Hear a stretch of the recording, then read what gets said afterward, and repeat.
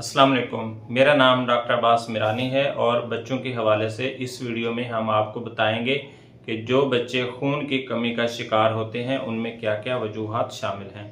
तो मोस्टली हमारे जो सेटअप में हमारे पाकिस्तान के अंदर हमारी कम्युनिटी में जो बच्चे खून की कमी का शिकार हैं उनकी मेन वजह मदर की जो डाइट है। जो बच्चे मदर मिल्क पे हैं, ब्रेस्ट फीडिंग पे हैं, उन बच्चों में आयरन की वो मिकदार नहीं पहुंच पाती क्योंकि यूजुअली उनकी जो मदर्स हैं वो खुद आयरन की कमी का शिकार होती हैं।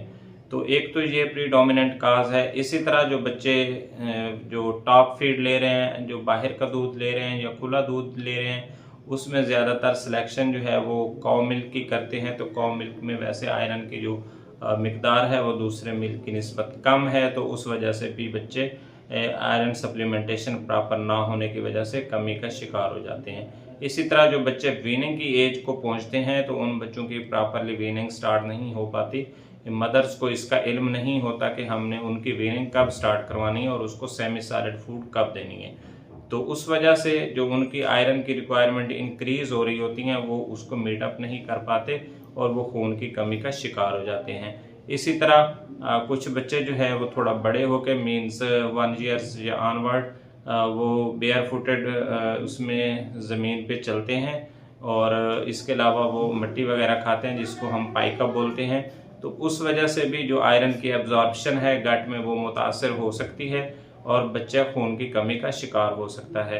इसी तरह जो हम डाइट की सिलेक्शन करते हैं, जो बच्चों को हम डाइट देते हैं, मोस्टली हमारी जो मदर्स हैं वो जस्ट रोटी दे देती हैं और इसके अलावा जो मुतवाज़न ग़िज़ा है वो बच्चा नहीं इस्तेमाल कर पाता और उसकी जो डाइटरी रिक्वायरमेंट है आयरन सप्लीमेंटेशन की वो पूरी नहीं हो पाती और इसी वजह से बच्चा जो है खून की कमी का शिकार हो जाता है। ये मेन वजूहात हैं जिसमें कोई डिजीज़ प्रोसेस नहीं शामिल बल्कि डाइट का अमल दखल इसमें शामिल है।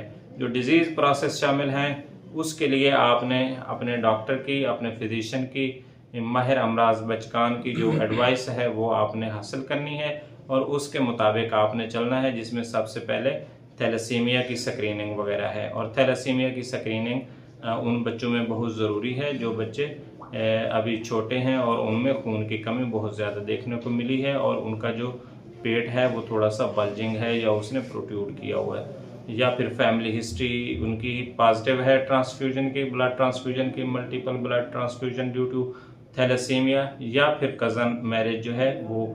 इन सारी सूरत हाल में आपने बच्चे की जो हेल्थ कंडीशन है वो देखते हुए उसमें अनीमिया की जो काज है वो रूल आउट करनी है और उसके मुताबिक फिर उसका ट्रीटमेंट देना है।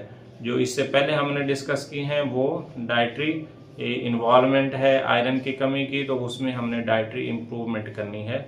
उस हवाले से हम चंद वीडियोस पहले भी रिकॉर्ड करवा चुके हैं, दोबारा भी करवाएंगे और आपको इंशाल्लाह हम मुकम्मल तौर पे गाइड करेंगे कि आपने अपने बच्चे की जो बैलेंस डाइट है वो किस तरह से तैयार करनी है और किस तरह से इन बीमारियों से यानी अनीमिया से और खून की कमी से अपने बच्चे को प्रिवेंट करना है।